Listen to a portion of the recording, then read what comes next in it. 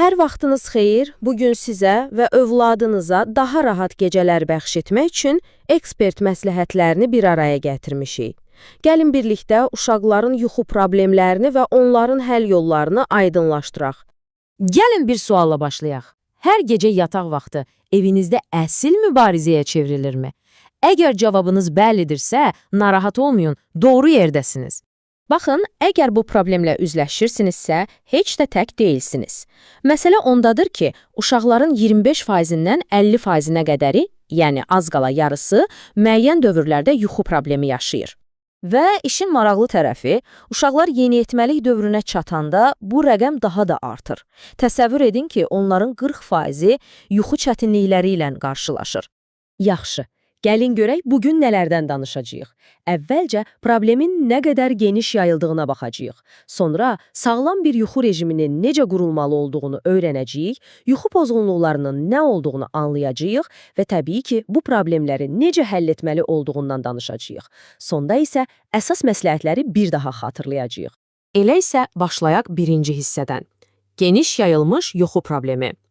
Gəlin, yuxusuz gecələrin arxasındakı rəqəmlərə birlikdə baxaq. Baxın, bu diaqram vəziyyəti çox aydın göstərir. Ən böyük pay, yəni 20-30%, ümumi insomniya, yəni yuxusuzluqdur. Amma maraqlısı odur ki, davranışla bağlı insomniya da az deyil, 10-20%. Sonra parasomniyalar gəlir. Bura yuxuda gəzmə falan daxildir. Hətta 1-5% uşaqda yuxu apneyası kimi daha ciddi hallar da var. Yəni görürsünüz, problem çox şaxəlidir.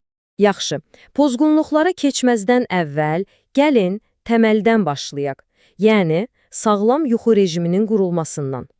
Çünki əslində bir çox problem elə bununla həll oluna bilər.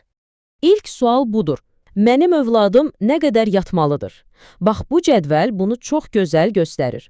Körpələr üçün 11-14 saat, 3-5 yaş arası uşaqlar üçün 10-13 saat, 6-12 yaşlılar üçün isə 9-12 saat. Yəni, yaş artdıqca yuxu ehtiyacı azalır, amma yenə də kifayət qədər çox. Bəs o rejimi necə qurmalı? Baxın, 4 qızıl qayda var. Birincisi, hər gün eyni vaxtda yatıb, eyni vaxtda oyanmaq. Bu çox vacibdir. İkincisi, yatmazdan əvvəl sakitləşdirici bir rutin, məsələn, ilıq suş və ya nağıl oxumaq. Üçüncüsü, və bu çox kritikdir, yatmazdan ən az bir saat əvvəl telefon, planşet, televizor, hər şey sönməlidir. Və nəhayət, dördüncüsü, yataq otağı sırf yuxu üçün olmalıdır. Düzgün mühit dedikdə nəyi nəzərdə tuturuq? Baxın, bəzi konkret məsləhətlər var. Otağın temperaturu ideal olaraq 20-22 dərəcə olmalıdır. Yəni, biraz sərin. Döşək çox yumşaq olmasın, sərt olması daha yaxşıdır. Ağır yorğanlardan çəkinin. Otaq tam qaranlıq olsa əladır. Əgər gecə lampası lazımdırsa, onun işığı zəif, sarı və ya qırmızı olsun. Və əlbəttə ki, sakitlik. Yaxşı, tutaq ki, bütün bunları etdiniz, amma problem hələ də davam edir. Bəs onda necə? Bax, bu zaman artıq yuxu pozğunluqlarının özünü anlamaq lazım gəlir. Gəlin görək problemin arxasında başqa nə səbəblər ola bilər. Ən çox rast gəlinən məsələlərdən biri davranış mənşəli insomniyadır. Bu nə deməkdir? Çox sadə dildə desək, uşaq ancaq xüsusi bir şərtlə yuxuya getməyi öyrənir. Məsələn, yalnız qucaqda yellənəndə ya da anasının yanında yatanda. Nəticədə tək qalanda və ya gecə oyananda yenidən yuxuya gedə bilmir. Sonra obstruktiv yuxu apneyası var. Bu artıq tibbi bir problemdir və uşaqların 1-5%-də rast gəlinir. Əsas əlamətləri nədir? Güclü xoruldama, ağızdan nəfəs alma, gecələr tərləmək. Və diqqətli olun. Bu uşaqlar gündüzləri çox vaxt ya hiperaktiv olurlar, ya da diqqətləri dağınıq olur. Bu, mütləq həkim müayinəsi tələb edir. Və bir də var parasomniyalar. Bu ad sizi qorxutmasın, bura yuxuda gəzmə, yuxuda danışma, gecə terroru kimi hallar daxildir. Valideynlər üçün çox həyəcanlı anlar olsa da, bilməlisiniz ki, bu adətən mərkəzi sinir sisteminin hələ tam yetişməməsi ilə bağlıdır. Yəni, bir növ inkişafın normal mərhələsidir. Gəlin çox vacib bir məqamı aydınlaşdıraq. Gecə terroru ilə kabus eyni şey deyil. Gecə terroru zamanı uşaq əslində yuxudadır. Gözləri açıq olsa belə, qışqırsa belə və səhər heç nəyi xatırlamır. Kabus isə bildiyimiz qorxulu yuxudur. Uşaq ondan oyanır, qorxur və yuxusunu xatırlayır. Bu fərqi bilmək çox vacibdir. Yaxşı, problemləri anladıq. İndi isə keçək ən vacib hissəyə. Bütün bunları necə həll etməli? Valideynlər üçün konkret addımlar nələrdir? Baxın, bütün ekspertlərin razılaşdığı bir qızıl qayda var. Hər zaman ilk seçim davranış müdaxilələri olmalıdır. Yəni, dərmana və ya başqa şeylərə üz tutmazdan əvvəl vərdişləri dəyişməyə fokuslanmalıyıq. Məsələn, davranış mənşəli insomniya üçün nə etməli? Birincisi, dəmir kimi bir yuxu cədvəli yaratmalısınız. İkincisi, tədricən uşağa tək başına yuxuya getməyi öyrətməlisiniz. Və üçüncüsü, gecə oyansa, yanına gedin, amma çox qısa, sakitcə təskinlik verib geri qayıdın.